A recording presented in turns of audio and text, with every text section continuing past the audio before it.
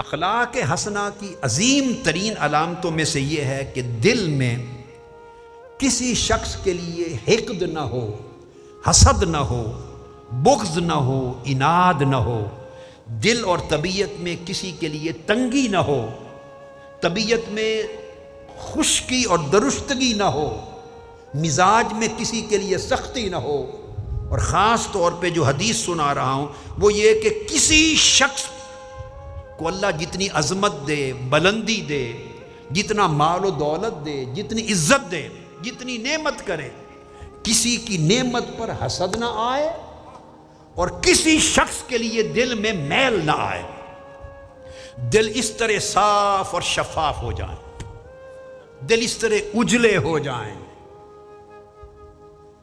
اس کو کہتے ہیں حقد اور حسد اور بغض اور عناد، عداوت تو پھر دور کی بات ہے، ان چیزوں کی میل بھی دل میں نہ آئے، بلکہ دوسرے پر اگر اللہ کی نعمت ہو تو آپ اس کی فرحت اور خوشی اپنے دل میں محسوس کریں، یہ اخوت ہے۔ انس بن مالک رضی اللہ تعالیٰ عنہ روایت کرتے ہیں، کنا جلوسا مع رسول اللہ صلی اللہ علیہ وآلہ وسلم فقال یطلع الآن علیکم رجل من اہل الجنہ، کہتے ہیں مجلس تھی، آقا علیہ السلام تشریف فرما ہے، ہم آقا علیہ السلام کے ارد گرد بیٹھے تھے، اچانک حضور علیہ السلام نے فرمایا اپنے صحابہ سے، فرمایا ابھی تمہاری مجلس میں ایک ایسا شخص آنے والا ہے جو جنتی ہے، آپ نے خبر دی، فرمایا ابھی اسی لمحے ایک شخص داخل ہوگا اور میں اس کی ضمانت دے کے کہہ رہا ہوں کہ وہ جنتی ہے، تیار ہو جاؤ ایک جنتی کو دیکھنے کے لیے۔ انس بن مالک رضی اللہ تعالیٰ عنہ فرماتے ہیں کہ ہم نے ایک بات سنی، ہر کسی کی نگاہ دروازے کی طرف لگ گئی، ایک شخص داخل ہوا، عجیب سادہ سا دیہاتی سا آدمی لگتا تھا، اس نے اپنے جوتے ہاتھ میں پکڑے ہوئے، جوتے ہاتھ میں پکڑے ہوئے اور مجلس مصطفیٰ میں اندر آ گیا، ہم سب اس کی طرف تکنے لگے، آقا علیہ السلام نے فرمایا دیکھ لو اسے، جنتی، سب ورطہ حیرت میں۔ مجلس ختم ہو گئی، وہ شخص چلا گیا، اگلے دن پھر مجلس بپا ہوئی، آقا علیہ السلام نے پھر فرمایا ابھی ایک شخص تمہاری محفل میں آ رہا ہے، وہ جنتی ہے، تیار ہو جاؤ جنتی کو دیکھنے کے لیے۔ اب دیکھنے لگے کہ آج کون آتا ہے، دروازہ کھلا، وہی شخص پھر اندر آ گئے، سب تکتے رہ گئے، مجلس برخاست ہوئی۔ تیسرے دن پھر ہم آقا علیہ السلام کے حضور میں بیٹھے، آقا علیہ السلام نے وہی کلمات پھر دہرائے، ابھی اسی لمحے ایک جنتی داخل ہونے والا ہے۔ این اس لمحے ادھر آقا علیہ السلام فرماتے، دروازہ کھلتا تو تیسرے دن بھی وہی شخص داخل ہو جاتا، تینوں دن ایک ہی شخص آیا۔ حضرت عبداللہ بن عمرو رضی اللہ تعالیٰ عنہ فرماتے ہیں اس حدیث کے واقعہ میں کہ میرے دل میں بڑا شوق ہوا کہ اس شخص کا عمل کیا ہے، کہ آج 3 دن سے آقا علیہ السلام فرما رہے ہیں کہ ابھی جنتی آ رہا ہے، اور بدل کے کوئی دوسرا شخص نہیں آیا، ہر روز یہی آتا ہے، کوئی بڑا عمل ہوگا اس کا، کوئی بڑی عبادات ہوگی، بڑی ریاضت ہوگی، شب زندہ دار ہوگا، طاعت گزار ہوگا، کیا عالم ہوگا۔ کہتے ہیں میں اس کے پیچھے پیچھے چل پڑا جب مجلس ختم ہوئی، اور راستے میں چل کے کہا کہ میری آرزو ہے اگر اجازت دیں تو 3 دن 3 راتیں آپ کے ساتھ آپ کے گھر میں گزاروں۔ انہوں نے چاہا کہ میں اس کے معمولات دیکھوں کہ وہ کون سا عمل ہے جس نے اسے جنت کی ضمانت دے دی، اور زبان مصطفیٰ سے، اور ایک بار نہیں تیسرے دن سے اعلان ہو رہا ہے۔ اس نے کہا مجھے کوئی اعتراض نہیں، آ جاؤ۔ اس نے گھر ٹھہرا لیا۔ 3 دن عبداللہ بن عمرو رضی اللہ تعالیٰ عنہ اس کے گھر میں ٹھہرے۔ آپ فرماتے ہیں کہ نماز عشاء پڑھ کے وہ سوتا، جب وہ کروٹ لیتا، آنکھ کھلتی تو کروٹ لیتے ہوئے دائیں یا بائیں تو بس اللہ اکبر کہہ دیتا، سو کے پھر نماز فجر کے لیے اٹھتا اور باقی معمولات شروع کر دیتا۔ پہلی رات بھی دیکھا کہ کوئی 100 نفل پڑھتا ہوگا، کوئی 1000 نفل پڑھتا ہوگا، کوئی 500 نفل پڑھتا ہوگا، کوئی بیٹھ کے تسبیح کرتا ہوگا۔ نہیں، اس کا معمول یہی، نماز عشاء پڑھی، فرض پڑھے، فجر کے لیے اٹھا، اس کی کوئی اضافی عبادت نہیں دیکھی، اس کی کوئی اضافی ریاضت نہیں دیکھی، غیر معمولی عمل نہیں دیکھا، غیر معمولی طاعت اور عبادت نہیں دیکھی۔ حضرت عبداللہ بن عمر فرماتے ہیں جب 3 راتوں کا منظر دیکھا تو مجھے اپنی کوششیں بھی یاد آئیں جو ہم ریاضت کرتے ہیں، عبادت کرتے ہیں، عمل کرتے ہیں، نوافل پڑھتے ہیں، استغفار کرتے ہیں، تسبیحات کرتے ہیں، وہ بھی آنکھوں کے سامنے آنے لگے، اور اس کا عمل عبادات اور طاعت میں اپنے اعمال کے مقابلے میں ہلکا دکھائی دینے لگا، ہلکا۔ میں نے اس سے پوچھا، اے شخص، میں تو تیرے پاس 3 دن 3 راتوں کا قیام اس لیے کیا تھا کہ مجھے اس عمل کا پتہ چلے جس نے تجھے جنتی بنا دیا، اور زبان مصطفیٰ سے تمہارے جنتی ہونے کا 3 دن اعلان ہوتا رہا ہے، مگر مجھے کچھ نظر نہیں آئی، غیر معمولی چیز، میں کچھ نہیں دیکھ سکا۔ مجھے بتاؤ وہ عمل کیا ہے جس نے تجھے اس رتبے پر پہنچایا کہ آقا علیہ السلام تیرے جنتی ہونے کی 3 دن بشارت دیتے رہے، وہ عمل کیا ہے؟ اس نے کہا مجھے جواب میں کہ اور تو کچھ نہیں، یہی کچھ ہے جو تم نے دیکھا ہے، یہی کچھ ہے جو 3 دن دیکھا ہے۔ کہتے ہیں میں چل پڑا واپس، اور اسی سوچ میں گم تھا، میری سمجھ میں کچھ نہیں آ رہا تھا۔ ادھر زبان مصطفیٰ تھی، آقا علیہ السلام کی بشارت تھی، آقا علیہ السلام کا اعلان تھا، ادھر میرا اپنا مشاہدہ تھا 3 دن 3 رات کا دیکھا ہوا، کچھ سمجھ میں نہیں تھا، ورطہ حیرت میں تھا۔ جو ہی میں مڑا تو اس نے پیچھے سے آواز دی، اس نے کہا ایک بات یاد آئی ہے مجھے، تمہارے سوال کے جواب میں بتا دوں۔ اس نے کہا عبداللہ بن عمر میں کہ میرے کانوں میں آقا علیہ السلام کے الفاظ گونج رہے ہیں ہر روز، یتلو علیکم الآن رجل من اہل الجنہ، ابھی ایک جنتی شخص تمہاری مجلس میں آنے والا ہے، اور ہر روز تم آتے رہے ہو۔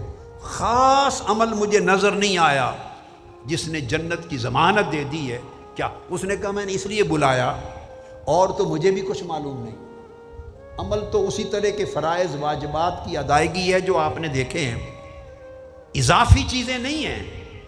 ایک بات فقط ہے، وہ اللہ بہتر جانے اور اللہ کا رسول بہتر جانے، فرمایا صرف ایک چیز ہے، اس نے یہ کہ اعمال طاعات اور عبادات تو یہی کچھ ہیں، مگر اتنی بات یہ ہے، یہ میں حلفاً کہتا ہوں کہ میرے دل میں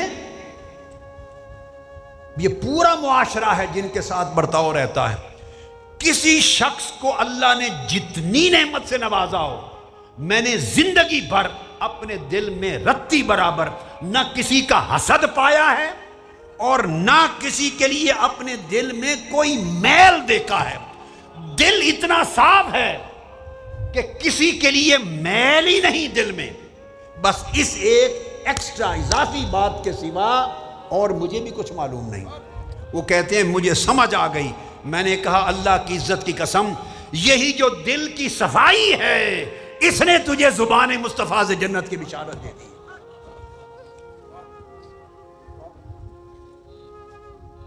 ایک بات یاد رکھ لیں، کوئی شخص دنیا میں نہیں جو یہ دعویٰ کر سکے کہ میری یہ نماز 100% مقبول ہے۔ ہم نماز پڑھتے ہیں، اللہ کے امر پہ چھوڑ دیتے ہیں، اس کی منشا پر، اس کی مشیت پر، وہ چاہے قبول کر دے چاہے قبول نہ کرے۔ ہم روزے رکھتے ہیں، حج کرتے ہیں، زکوٰۃ دیتے ہیں، اعمال کرتے ہیں، کسی چیز پر قبولیت کی ضمانت نہیں ہے الا یہ کہ دل صاف ہو جائیں، دل صاف ہو جائیں۔ یاد رکھ لیں، اگر دل میں صفائی ہو جائے، کسی کے لیے غل اور غش نہ رہے، کسی کے لیے حسد اور بغض نہ رہے، کسی کے لیے تنگی نہ رہے، کسی کے لیے دل میں میل اور کچیل نہ رہے، دل کسی کا برا نہ چاہے، ہر ایک کے لیے دل اسی طرح خوش ہو، دل خیر خواہ بن جائے دوسروں کا، دل بہی خواہ بن جائے دوسروں کا۔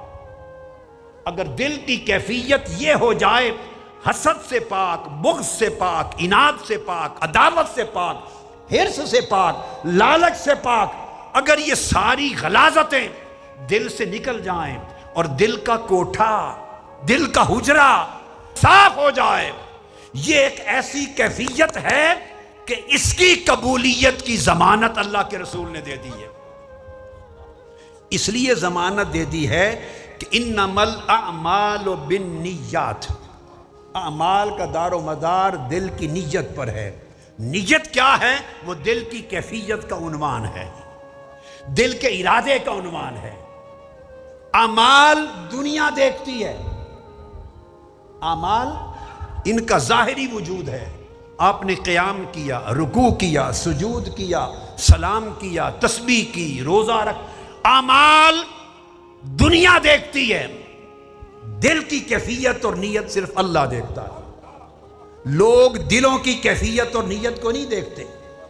اگر دلوں کی کیفیت ایسی ہو جائے کہ اس میں نہ اللہ کے سوا کوئی طلب اور حرص رہے اور اللہ کی کسی مخلوق کے لیے نہ کوئی غش غل اور کوئی حقد اور حسد رہے، اگر دل اتنے سخی ہو جائیں، نفس اور طبیعت اتنی سخی ہو جائیں، تو رب کائنات کو نفس اور دل کی سخاوت اور اس کی صفائی اتنی پسند ہے کہ فرمایا اگر پھر دلوں کی سخاوت نصیب ہو جائے اور بندہ گناہگار بھی ہو تو رب اسے اپنے قریب کر لیتا ہے، اور اگر دلوں میں بخل اور حقد اور حسد ہے، بندہ عبادت گزار بھی ہے تو اللہ اسے اپنے آپ سے دور کر دیتا ہے، اپنے آپ سے اللہ اس کو دور کر دیتا۔ یہ وہ کیفیت ہے دل کی کہ جس کی صفائی پر اللہ رب العزت تھوڑے عمل کو کثیر اجر میں بدل دیتا ہے۔ اور اگر دلوں کا حال خراب ہو، انسان کے اندر دلوں میں اس کے نفس میں تنگی ہے، نفس میں بخل ہے، غیظ ہے، غضب ہے، نفرت ہے لوگوں کے لیے، کدورت ہے لوگوں کے لیے، اور دنیا کا حرص ہے، دنیا کا لالچ ہے، دوسرے کا حقد ہے، حسد ہے، دوسرے اس کو باتیں نہیں ہیں، دوسرے لوگ اللہ کسی پر نعمت کر دے تو یہ اندر ہی اندر جل جاتا ہے۔ اگر دل کا حال ایسا ہے تو یاد رکھ لیں سجدے اس کے دل کے حال کو بدل نہیں سکتے، عبادتیں اسے اللہ کا مقرب نہیں بنا سکتی، مگر حال یہ ہو جائے دل کی سخاوت تو بندہ اللہ کا مقرب ہو جاتا ہے۔ یہ ایک طبیعت کی سخاوت ہے جو میں بات سمجھا رہا ہوں، یہ طبیعت کی سخاوت ہے، یعنی نفس اور دل گوارا ہی نہیں کرتا۔ اگر کسی دل میں اللہ بس جائے، دل کی لو اللہ کے ساتھ لگ جائے اور دل خالصتاً اللہ کے ساتھ جڑ جائے، اب وہ شخص کیسے گوارا کرے گا کہ اس میں کوئی پلیدی آ جائے؟ اور اس کو دوسرے اینگل سے دیکھیں، اگر آپ کے گلاس میں، پیالے میں، برتن میں تھوڑی سی بھی غلاظت ہو اور کوئی اس پیالے میں دودھ ڈال دے، شربت ڈال دے، لو افطار کر لو، پی لو، آپ پیئیں گے؟ جتنے پیاسے بھی ہیں، جس برتن میں غلاظت ہوتی ہے اس میں اعلیٰ سے اعلیٰ مشروب آپ نہیں پیتے، آپ اس برتن میں مشروب نہیں ڈالتے، ڈالتے ہیں؟ اس برتن میں آپ دودھ نہیں ڈالتے، اس برتن میں پانی نہیں ڈالتے جس میں غلاظت ہو۔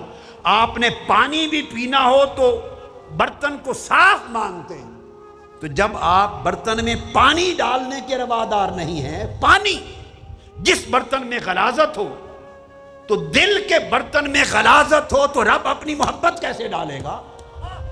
جس دل کے برتن میں غلاظت ہو، حرص کی، حقد کی، حسد کی، بغض کی، تنگی کی، رب اس میں اپنی معرفت کیسے ڈالے گا؟ رب اس دل کے اندر اپنا ذکر کیسے ڈالے گا؟ اس دل میں اللہ پاک اپنا نور کیسے اتارے گا؟ یاد رکھ لیں دو چیزیں اکٹھی نہیں رہ سکتی، ظلمت اور نور۔ اندھیرا اور روشنی، یا رات ہوگی پھر اس وقت دن نہیں ہوگا، اگر دن ہوگا تو اس وقت میں رات نہیں ہوگی۔ ایسا نہیں ہو سکتا کہ ایک ہی وقت میں دن کا اجالا بھی ہو اور رات کا اندھیرا بھی ہو، یہ دو متضاد چیزیں ہیں۔ جس طرح دن کا اجالا اور رات کا اندھیرا اکٹھا نہیں ہوتا، اس طرح اللہ کی ذات کے ساتھ صدق، اخلاص، وفاداری، اللہ کی محبت، اللہ کی معرفت، اللہ کی قربت، اللہ کی بارگاہ سے الہام، اللہ کی انعامات، اللہ کا القاء، اللہ کی عطا، اللہ کی سخا اس دل میں نہیں آتی جس دل کے اندر اللہ کی مخلوق کے ساتھ نفرتیں ہوں، کدورتیں ہوں، حرص کی پلیدی ہو، لالچ ہو، جس دل میں تکبر ہو، جس میں رعونت ہو، جس بندے کے دل میں کڑکڑ اور چڑ چڑ ہو، دوسرے پر اللہ کا کرم ہو رہا ہے، یہ گھر بیٹھے ہی پیچ و تاب کھائے جا رہا ہے۔ جو دل دوسروں کے عیب تلاش کرتا ہے، عیب تلاش کرنے والے کے دل میں اللہ خیر نہیں اتارتا، خیر نہیں اتارتا۔ وہ کہتا ہے میرے بندے اگر ایک جگہ تعلق رکھ، یا مجھ سے رکھ، یا شر طلبی سے رکھ، یا لوگوں کے عیب تلاش کرنے سے واسطہ رکھ، یا مجھ سے خیر طلب کرنے سے واسطہ رکھ، تو اللہ پاک اپنا کرم نہیں کرتا اس دل پر جس دل میں غلاظت ہوتی ہے، جس طبیعت میں غلاظت ہوتی ہے، جس نفس میں تنگی ہوتی ہے۔ چونکہ اللہ اگر کسی کے دل میں اپنا نور دے دے تو وہ تو زمین و آسمان کی وسعتیں بھی اس دل کے مقابلے میں تنگ ہو جاتی ہیں۔ یہ نفس کی سخاوت ہے، یہ دلوں کی وسعت ہے، یہ نفس کی پاکیزگی ہے، یہ دلوں کی پاکیزگی اور طہارت ہے، اور یہ مزاج کی وسعت اور سخاوت ہے جس میں کسی شخص کے عیب کو دیکھنے کی گنجائش نہیں رہتی۔ اور جب آپ کسی کا عیب دیکھتے نہیں، اس کی علامت کیا ہے؟ آپ کسی کا عیب نہیں دیکھتے تو یہ ماتھے پر تو نہیں لکھا ہوا ہوتا، اس کی علامت سن لیں۔ دل کا جو حال ہے اس کی عکاس بندے کی زبان بھی ہوتی ہے، بندے کا چہرہ بھی ہوتا ہے، ظاہر باطن کا عکاس ہے۔ کون عیب جوئی کرتا ہے، کون حقد اور حسد اور بغض رکھتا ہے، کون نہیں، اس کی زبان کو دیکھیں۔ اگر تو وہ دوسرے پر طعن و تشنیع کرتا ہے، دوسرے کی عیب جوئی کرتا ہے، دوسروں کی برائیاں نکالتا، برائیاں بیان کرتا ہے، دوسروں کے نقص بیان کرتا ہے، اس کا مطلب یہ ہے کہ اسے ابھی بندوں کی برائی سے غرض ہے، اپنے باطن کی اچھائی سے غرض نہیں ہے۔ اگر اس کا دل صاف ہوگا تو اس کی زبان صاف ہوگی۔ آقا علیہ الصلوۃ والسلام نے فرمایا لا یستقیم ایمان عبد حتی یستقیم قلبہ ولا یستقیم قلبہ حتی یستقیم لسانہ۔ کسی شخص کا ایمان پختہ نہیں ہوتا، کامل نہیں ہوتا جب تک اس کا دل استقامت پہ نہ آ جائے، اور دل استقامت پہ نہیں ہوتا جب تک اس کی زبان استقامت پہ نہ آ جائے۔ زبان کی صفائی دل کی صفائی کی آئینہ دار ہے۔ جن لوگوں کے دل صاف ہو جاتے ہیں، آپ سال ہا سال ان کی مجلس میں بیٹھے کسی کی غیبت نہیں سنیں گے، کسی کا عیب نہیں سنیں گے، کسی کی برائی نہیں سنیں گے، کسی پر تہمت نہیں لگائیں گے، کسی کا نقص بیان نہیں کریں گے۔ جس زبان پر کسی کا نقص نہیں آتا سمجھ لیں وہ دل نقص سے پاک ہے۔ جس کی زبان پر کسی دوسرے شخص کا عیب نہیں آتا سمجھو اس کا اپنا دل عیب سے پاک ہے۔ جس شخص کی زبان دوسرے پر کیچڑ نہیں اچھالتی سمجھو اس کے دل میں کیچڑ نہیں، صاف اور اجلا دل ہے۔ تو جس گھر کو، کوٹھے کو اللہ صاف دیکھتا ہے اسی کوٹھے کا مہمان بنتا ہے، اسی دل کا مہمان بنتا ہے، اس دل میں قیام کرتا ہے، اس دل میں قیام کرتا ہے۔ اور جس دل میں اللہ قیام کر جائے کعبہ اس دل کا طواف کرتا ہے۔ جو دل اللہ کا مسکن ہو جائے کعبۃ اللہ اس دل کا طواف کرتا ہے۔ یہی بات مولانا روم نے کہی کہ جس شخص کا دل صاف اور ستھرا ہو جائے، اس کے دل کو تھام لے، وہ اللہ کا مسکن ہے۔ اور جس کا دل اللہ کا مسکن بن جائے، تم کعبے کے طواف کو جاتے ہو اور کعبہ ایسے لوگوں کے دلوں کا طواف کرتا ہے، کیوں؟ وہ دل اللہ کا مسکن ہے۔ پھر طبیعت بدل جاتی ہے، برتاؤ بدل جاتا ہے، طرز زندگی بدل جاتا ہے، طرز فکر بدل جاتا ہے، بندہ سر تا پا سخاوت بن جاتا ہے، سر تا پا سخاوت ہو جاتا ہے، سر تا پا جود و عطا ہو جاتا ہے، سر تا پا عفو درگزر ہو جاتا ہے، وہ بندہ سخی ہوتا ہے، وہ جواد ہوتا ہے۔ سیدنا مولا علی المرتضیٰ کرم اللہ وجہہ الکریم ایک روز رو رہے ہیں، امام ابو القاسم القشیری روایت کرتے ہیں رسالہ میں۔ کسی نے پوچھا فقیل لہ ما یبکیک، اے مولا کائنات آپ کو کیا چیز رلا رہی ہے، کیوں رو رہے ہیں؟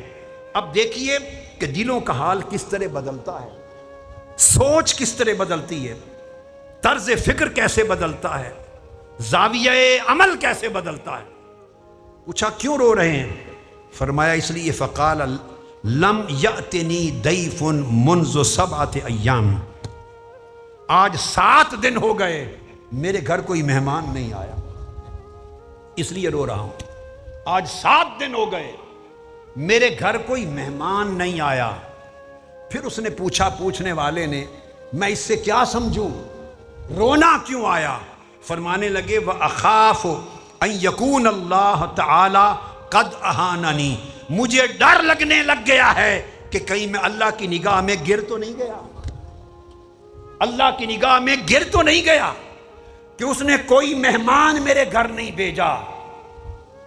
شاید اللہ کی ذات سمجھتی ہے کہ میرے دل میں اتنی سخاوت نہیں رہی جس سخی کے پاس اللہ نے اپنا مہمان بھیجنا تھا۔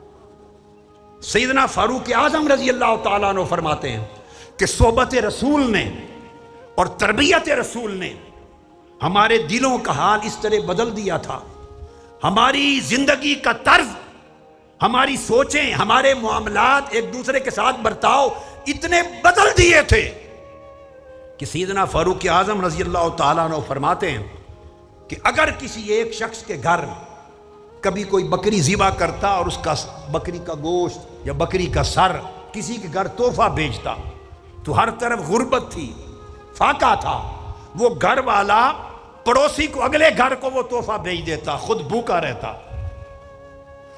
وہ فقر اور فاقے میں مبتلا گھر والے اس تحفے کو اگلے گھر میں بھیج دیتے۔ یہ امام غزالی نے احیاء علوم الدین میں سیدنا فاروق اعظم سے روایت کیا۔ وہ اس گھر پہنچتا تو اگلے گھر بھیج دیتے، حتیٰ کہ 7 گھروں کا چکر لگا کر کسی کو خبر نہیں ہوتی تھی کہ چلا کہاں سے ہے، وہی بکری کا سر پہلے گھر میں واپس آ جاتا۔ یعنی لوگ سخی اتنے ہو گئے تھے کہ بھوک اور فاقہ بھی ان کی طبیعت کو فقیر نہیں بناتا تھا۔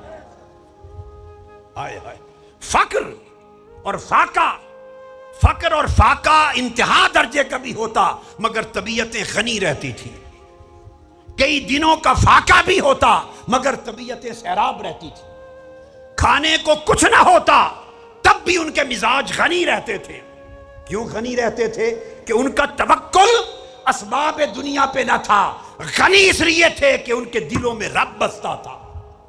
جس دل میں رب بستا ہے اس جیسا کوئی غنی نہیں کائنات میں، چونکہ رب ساری کائنات کو غنی کرنے والا جب خود کسی کے دل میں آ جائے، اس دل کے اندر فقر کیسا، اس دل میں محتاجی کیسی۔ حر بن کثیر الکندی روایت کرتے ہیں، یعنی طبیعتوں میں یہ سخاوت آ گئی تھی۔ کہتے ہیں کہ میں نماز پڑھ کے نکلا امام حسین علیہ السلام کے ساتھ مسجد سے، اور آپ کے ساتھ ساتھ چل پڑا، اور چلتے چلتے آپ کا گھر آ گیا بنی تمیم میں۔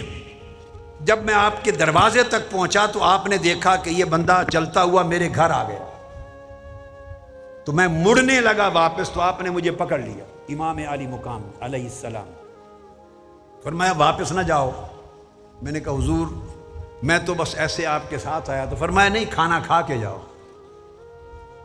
اندر لے گئے مجھے، فرمایا کھانا منگوایا، مجھے کھانا کھلایا، اس کے بعد خوشبو منگوائی، مجھے دی خوشبو لگا لو، میں نے خوشبو لگا لی، پھر اس کے بعد اپنا مسلح اٹھایا، اس کے نیچے سے تھیلا نکالا، مجھے دیا، لے جاؤ اس سے ضرورتیں پوری کرنا۔ میں وہ تھیلا لے کے گھر آیا، گھر آ کر گنے تو 500 درہم تھے اس تھیلی میں۔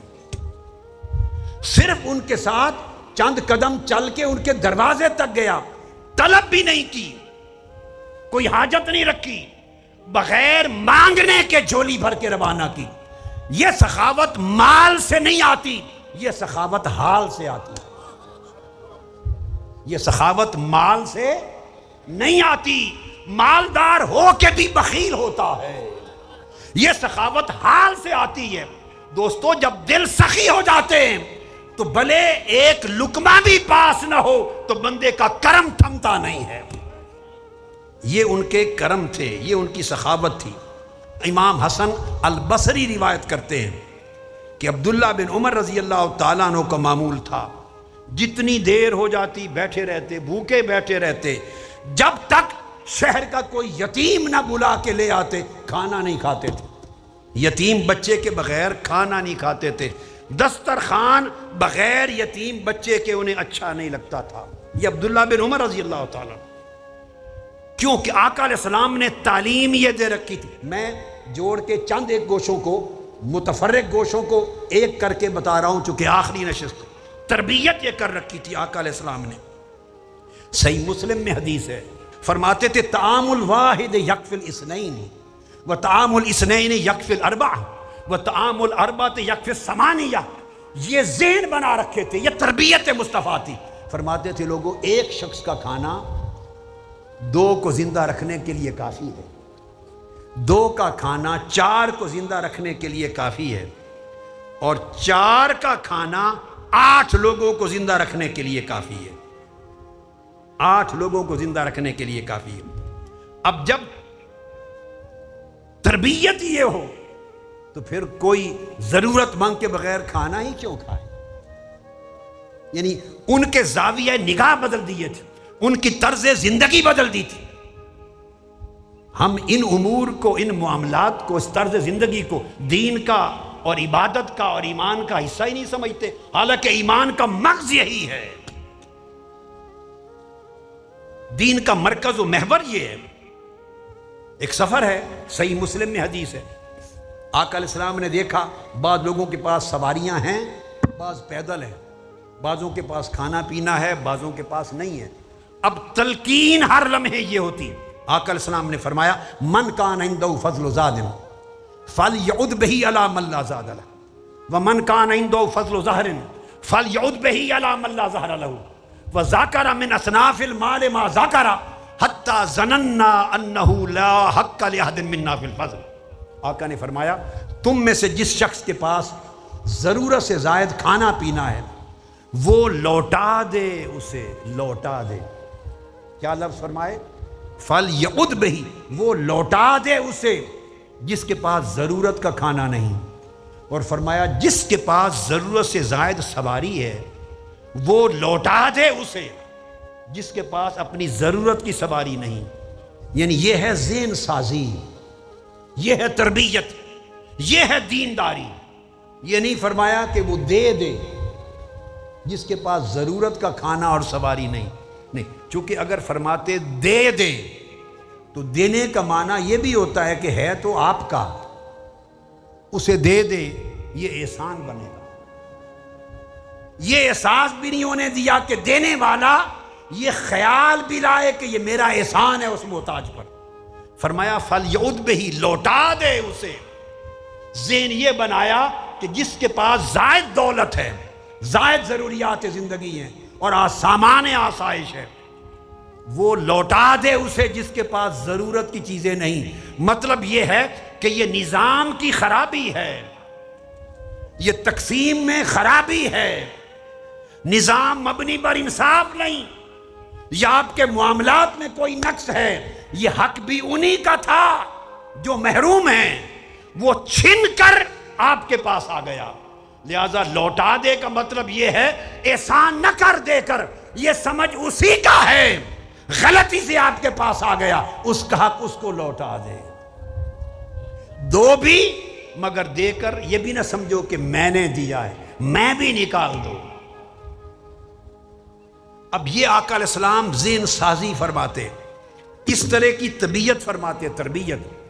اور صحیح مسلم میں یہ بھی حدیث ہے، آقا علیہ السلام نے فرمایا، اور صحیح بخاری میں متفق علیہ، ابو موسیٰ اشعری رضی اللہ تعالیٰ عنہ روایت کرتے ہیں، فرمایا یہ جو اشعری قبیلے کے لوگ ہیں نا، اشعری ایک قبیلہ تھا، فرمایا فہم منی وانا منہم، وہ مجھے اتنے اچھے لگتے ہیں کہ وہ مجھ سے ہیں اور میں ان میں سے ہوں۔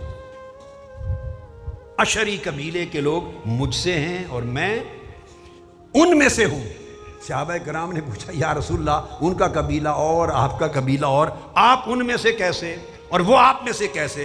فرمایا ایک عمل کے باعث، اور وہ فرمایا قل طعام عیالہم بالمدینہ جمعوا ما کان فی صوب واحد ثم اقتسموا بینہم فی اناء واحد بالسویہ۔ فرمایا ان کے ایک عمل نے انہیں میرے اتنے قریب کر دیا ہے کہ میں محسوس کرتا ہوں وہ مجھ سے ہیں، میں ان سے ہوں۔ وہ عمل کیا ہے؟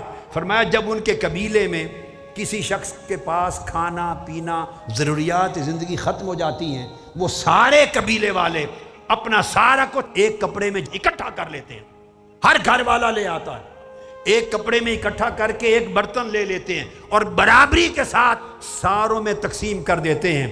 جس کے پاس ہوتا ہے وہ انہیں بانٹ دیتے ہیں برابری کے ساتھ، جن کے پاس نہیں ہوتا۔ ان کا یہ سخاوت نفس کا عمل، باہمی تعاون کا عمل اور نفس اور دل کی سخاوت کا عمل، اس نے انہیں میرے اتنا قریب کر دیا ہے کہ محسوس کرتا ہوں وہ مجھ سے ہیں اور میں ان سے ہوں۔ یہ کیفیت دلوں کے حال سے نصیب ہوتی ہے، سخاوت نفس اور سلامتی صدر سے اور دلوں کی صفائی سے نصیب ہوتی ہے۔ آقا علیہ السلام نے فرمایا، سہل بن حنیف روایت کرتے ہیں، صحیح مسلم، ابو داؤد اور ترمذی، نسائی میں حدیث صحیح ہے، یعنی میں نے آپ کو بتایا کہ عمل ہوتے ہیں، انسان کرتا ہے، مگر دلوں کی صفائی نہ ہونے کی وجہ سے عمل رد کر دیے جاتے ہیں۔ اور کچھ وہ لوگ ہوتے ہیں کہ وہ عمل کیا نہیں ہوتا، مگر دلوں کی صفائی کی وجہ سے وہ عمل قبول ہو جاتا ہے، بغیر کیے عمل کا درجہ مل جاتا ہے۔ یہ حدیث اور ایک واقعہ سنا کے گفتگو ختم کر رہا ہوں، بڑی اہم ہے، لب لباب ہے۔ آقا علیہ السلام پلٹے، ایک جہاد سے، غزوہ سے پلٹے تو صحابہ کرام کو رستے میں روکا، اور آپ نے فرمایا کئی لوگ ایسے ہیں ہمارے ساتھی جو مدینہ میں رہ گئے، ہمارے ساتھ جہاد کے لیے نہیں جا سکے، وہ گھر بستروں پر پڑے، مگر اللہ نے انہیں بھی شہید بنا دیا ہے، ان کو شہادت کے درجے مل گئے۔ صحابہ کرام نے پوچھا یا رسول اللہ، وہ گھروں سے نکلے ہی نہیں، ہمارے ساتھ غزوہ اور جہاد پر آئے ہی نہیں، اور آپ فرما رہے ہیں گھروں میں بستر پر پڑے اور لیٹے لیٹے شہید کا درجہ پا گیا، شہداء ہو گئے، کیسے ہوا؟ فرمایا ان کے دلوں کے حال نے انہیں شہداء کے درجے پر پہنچا دیا۔ ان کے دلوں میں نیت تھی، اخلاص تھا، طلب تھی، دل میں صفائی تھی، چاہتے تھے کہ وہ شہادت پائیں، مگر کسی جائز عذر، مجبوری، بیماری نے ان کو روک رکھا۔ رب کائنات نے ان کے عذر کو نہیں دیکھا، ان کے دلوں کے حال کو دیکھا، اور گھروں سے نکلے بغیر انہیں شہداء کا درجہ عطا کر دیا۔ اور حدیث پاک ہے، سہل بن حنیف کی روایت، آقا علیہ السلام نے فرمایا من سأل اللہ الشہادۃ بصدق، جو شخص دل کی صفائی کے ساتھ اور دل کی سچائی کے ساتھ، ہم سچائی سے معروم ہیں، ہماری زبان میں بھی جھوٹ، ہمارے دلوں میں بھی جھوٹ، جو شخص زبان سے کچھ کہتا ہے اور اندر سے وہ نہیں، یہ سب سے بڑا جھوٹا، یہ ریاکاری ہے۔ آقا نے فرمایا وہ سچے دل سے شہادت چاہتے تھے، کسی عذر اور مجبوری کی وجہ سے آ نہیں سکے، فرمایا بلغہ اللہ منازل الشہداء وان مات علی فراشہ، ان کی موت گھر میں بستر پر ہی کیوں نہ آ جائے، اللہ پاک ان کا نام شہداء میں لکھتا ہے. یہ حدیث صحیح ہے، صحاح ستہ کی، صحیح مسلم، ابو داؤد، ترمذی، نسائی، ابن ماجہ کی. وہ شہداء. اور آقا علیہ السلام نے فرمایا اے لوگوں، میری امت میں تھوڑے لوگ وہ ہیں جنہیں شہادت کا رتبہ میدان جنگ میں ملتا ہے. گولی یا تلوار سے ان کی جان جاتی ہے تو وہ شہید بنتے ہیں. ایسے لوگ تھوڑے ہیں. فرمایا زیادہ ایسے شہید ہیں جن کی موت بستر پر آتی ہے مگر دلوں کا حال انہیں رتبہ شہداء پہ پہنچا دیتا. میں نے عرض کیا ڈھیروں عمل کر کے نیت صاف نہیں، دل کی کیفیت صاف نہیں، دل میں صدق نہیں ہے اور صفا نہیں ہے، ڈھیروں عمل رد کر دیے جاتے ہیں. اور ایک طرف یہ ہے کہ حضرت شقیق بلخی حج پہ جانے لگے، تیاری ہو گئی، قافلہ تیار ہو گیا، ہر طرف بلخ افغانستان کا شہر. لوگوں کو خبر ہوگی کہ حضرت شقیق بھی جا رہے ہیں. بڑے لوگ تیار ہو گئے کہ شقیق بلخی کی معیت میں، سنگت میں حج کریں گے. جب حج پہ روانگی کا دن آیا، حضرت شقیق بلخی نے معذرت کر دی کہ میری کچھ مجبوری بن گئی، میں نہیں جا سکتا. تانا زنی ہونے لگی، چے میں گوئیاں ہونے لگی، طرح طرح کی باتیں، جتنے منہ اتنی باتیں ہونے لگی. کسی نے کہا کوئی سودا خرید لیا ہوگا، کسی نے کہا کاروبار میں پیسے انویسٹ کر دیے ہوں گے، کسی نے کچھ کہا، کسی نے کچھ کہا، کسی نے کہا توفیق نہیں ہے. اللہ کا گھر تو اللہ بلاوا دے تو بندہ جاتا ہے، اللہ نے بلایا ہی نہیں. طرح طرح کی باتیں ہونے لگیں. حضرت شقیق بلخی تک ہر بات پہنچتی مسکرا دیتے، ہر بات پہنچتی مسکرا دیتے. حجاج مکہ پہنچ گئے، حج ہو گیا. انہی میں سے ایک ولی اللہ جو اس قافلے میں گیا تھا، وہ رات کو خواب دیکھتا ہے. عرفات میں خواب دیکھتا ہے. خواب میں ملائکہ بیٹھے ہیں، ان کی مجلس ہے، اور ملائکہ سے کوئی پوچھتا ہے، گفتگو ہوتی ہے کہ اس سال کتنوں کا حج قبول ہوا اور کتنوں کا نہیں. ملائکہ جواب دیتے ہیں کہ اس سال اللہ رب العزت نے سب کا حج قبول کر لیا، کسی کا حج رد نہیں ہوا، سب کے حج قبول ہو گئے. سائل پوچھتا ہے ملائکہ سے یہ کیسے ہوا، سب کے حج قبول ہو گئے؟ انہوں نے کہا شقیق بلخی کے حج کے صدقے. فرشتوں نے جواب دیا شقیق بلخی کے حج کے صدقے سب کے حج قبول ہو گئے. وہ اٹھا، اس نے سمجھا کہ کہیں چپکے سے آ نہ گئے ہوں. پھر خبر لی تو پتا چلا نہیں، وہ تو نہیں آئے. حیرت زدہ وہ اللہ کے ولی واپس جب بلخ پہنچے، سیدھا ان کے گھر کہ شقیق بلخی مبارک ہو، ہزاروں لاکھوں لوگوں کا حج آپ کے حج کے صدقے قبول ہو گیا، اور ہمیں علم ہے کہ آپ تو حج پر گئے ہی نہیں، یہ کیسے ہو گیا؟ اب راز بتا دو، کیا ماجرا بنا کہ آپ نہیں گئے؟ انہوں نے کہا میں تیار تھا جس صبح حج پہ جانے کے لیے، تو میں نے ایک خاتون کو دیکھا، ایک جانور مر گیا تھا، اس کو دیکھا کہ چھری لے کے اس کا گوشت کاٹ کے گھر لے گئی، مردار کا گوشت، حرام گوشت. میں چھپ چھپ کے اس کے پیچھے ہو لیا. وہ گھر گئی تو اس کو پکانے لگی ہنڈیا میں اپنے بچوں کو کھلانے کے لیے. میں نے دروازہ کھول لیا. میں نے پوچھا خاتون یہ کیا کر رہی ہو؟ اس نے کہا آج 7 دن سے میرے بچے چھوٹے چھوٹے سارے گھر والے بھوکے ہیں، ہم فاقے میں ہیں، ہم اب سوائے مر جانے کے اور کوئی راستہ نہ تھا. تو ہم نے کہا اللہ معاف کر دے گا، تو میں یہ مردار کا گوشت لا رہی ہوں کہ ہم مریں یا جیئیں بچوں کو تو کچھ مل جائے. شقیق بلخی نے اپنے حج کا زاد سفر سارا خرچہ اس خاتون کو دے دیا کہ تو رزق حلال کھا، اللہ نے توفیق دی حج بعد میں کر لوں گا. غریب پروری اور دوسرے کے لیے سخاوت کے عمل سے نہ صرف اپنا حج قبول ہوا بلکہ لاکھوں لوگوں کا حج مبرور ہو گیا.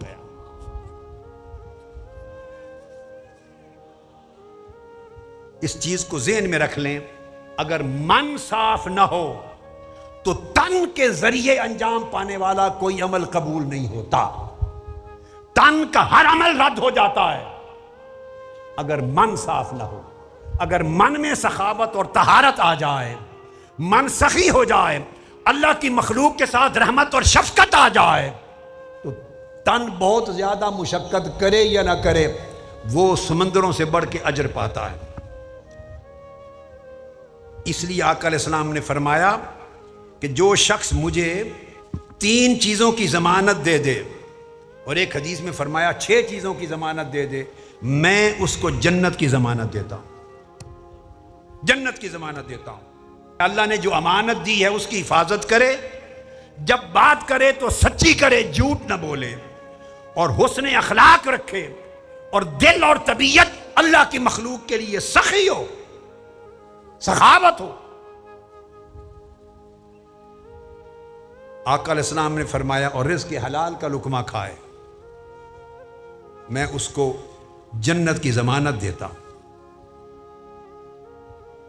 اس لیے ارشاد فرمایا اللہ پاک نے ھذا یوم ینفع الصادقین صدقہم، قیامت کے دن اللہ پاک فرما یہ وہ دن ہے.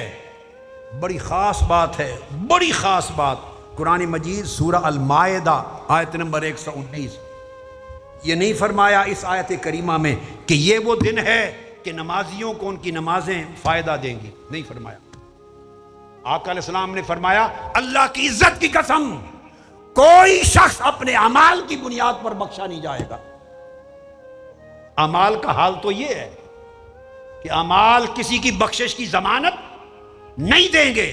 اور قرآن میں اللہ پاک فرماتے ہیں قال اللہ ھذا یوم ینفع الصادقین صدقہم، قیامت کے دن آواز بلند ہوگی آج وہ دن ہے کہ جن کے دلوں میں سچائی ہے، آج وہ سچائی ہر ایک کو نفع دے گی، وہ سچائی بخشش کی ضمانت دے گی. اس لیے فرمایا یا ایھا الذین آمنوا اتقوا اللہ وکونوا مع الصادقین، اے ایمان والو اللہ کا تقوی اختیار کرو اور سچوں کے ساتھ ہو جاؤ، تاکہ سچوں کی سنگت سے تمہیں من کی صفائی نصیب ہو جائے اور دل کی سچائی نصیب ہو جائے. من کی صفائی اور دل کی سچائی، من کی صفائی اور دل کی سچائی یہ قیامت کے دن نفع دے گی. قیامت کے دن ضمانت بنے گی آپ کی بخشش و مغفرت کا. اس لیے آقا علیہ الصلوۃ والسلام جب مکہ معظمہ سے نکلے اور مدینہ پاک میں داخل ہوئے تو اپنے شہر مدینہ کو جس میں داخل ہو رہے تھے فرمایا مدخل صدق، جس شہر سے نکلے فرمایا مخرج صدق. یہ مدخل صدق ہے، سچائی کا شہر ہے، جس کو چھوڑ کے جا رہا ہوں سچائی کا شہر ہے. آقا علیہ السلام نے سب سے بڑی زینت سچائی کے نام سے،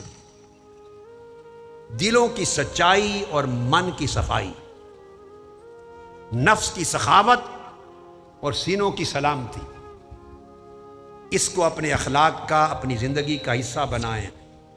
اللہ رب العزت اس نفوس کی سخاوت اور من کی صفائی کے طفیل تھوڑے عمل کو بڑے کثیر اجر میں بدل دے گا. دنیا بھی سنوار دے گا اور آخرت بھی سنوار دے گا. یہ آخری سبق ہے اس عشرہ اعتکاف کا. اخلاق حسنہ کا ایک طویل مضمون ہے، وہ سالوں بھی ختم نہیں ہوتا، سالوں بھی ختم نہیں ہوتا. اس لیے کہ اخلاق حسنہ آقا علیہ السلام کا حسن سیرت ہے، حضور کی زندگی کا حسن ہے، وہ کیسے ختم ہو؟ نہ حضور کی انتہا ہے آپ کے کمالات کی، نہ آپ کے خلق کے بیان کی انتہا ہے.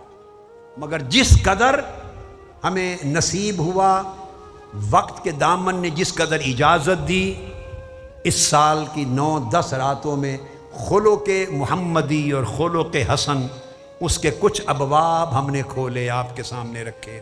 میں امید کرتا ہوں کہ آپ اپنی زندگی کو اس حسن اخلاق کے زیور کے ساتھ زینت دیں گے، سنواریں گے، اور ان تعلیمات کا اثر عملاً آپ کی زندگیوں میں ظاہر ہوگا، آپ کی طبیعتوں میں ظاہر ہوگا، آپ کے چہروں پر مسکراہٹ اور کشادگی کی صورت میں ظاہر ہوگا، آپ کے نفوس اور طبیعت کی کشادگی اور سخاوت کی صورت میں ظاہر ہوگا، آپ کی زبان کی سچائی کی صورت میں ظاہر ہوگا اور آپ کے دلوں کی صفائی کی صورت میں ظاہر ہوگا۔ اللہ رب العزت ہمیں اپنے کرم کی خیرات سے نوازے، استقامت دے۔ اللہ پاک آپ کا اعتکاف قبول کرے۔ اور میں ہمیشہ دعا کرتا ہوں جیسے آپ کے تن اعتکاف میں رہے، آپ اپنے من بھی اللہ کے اعتکاف میں رکھیں، اور کوشش کریں کہ دل کے برتن اتنے صاف ہوں کہ اللہ اسے اپنا بسیرا بنائے، اپنا گھر بنائے۔ دنیا اور آخرت کی نعمتوں سے اللہ پاک آپ کو مالا مال کرے، آپ خوش رہیں، سلامت رہیں، آباد رہیں۔ آپ کی خدمت کرنے والے، آپ کی معاملت کرنے والے 10 دن اور راتیں اعتکاف کے، انہیں کسی نہ کسی طریق سے آباد کرنے والے سارے آباد بھی رہیں، شاداب بھی رہیں، اور کوئی تپش دھوپ کی آپ کو نہ لگے، اللہ کی رحمت کے ٹھنڈے سائے میں رہیں، اور اس ٹھنڈک کو اللہ کی مخلوق تک پہنچاتے رہیں۔ وما علینا الا البلاغ، والسلام علیکم ورحمۃ اللہ وبرکاتہ۔